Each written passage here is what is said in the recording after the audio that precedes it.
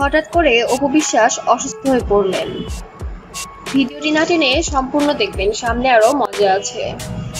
হঠাৎ রাতে অপু বিশ্বাস অসুস্থ হয়ে পড়ল। বাসায় কাজের লোক আর জয় ছাড়া অন্য কেউ ছিল না। জয় বুঝতে না পেরে বাবা সাকিব খানকে ফোন দিয়ে আসতে বলেন।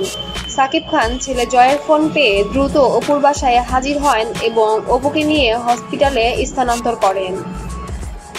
আমরা সবাই জানি সাকিব অপু জুটির একটি সন্তান আছে, তাদের ভালোবাসার প্রতীক আব্রাহাম খান জয়।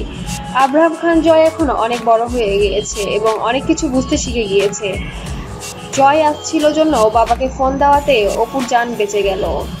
অপু গুরুতর অসুস্থ হয়ে মাথা ঘুরে বাথরুমে পড়ে গিয়েছিল।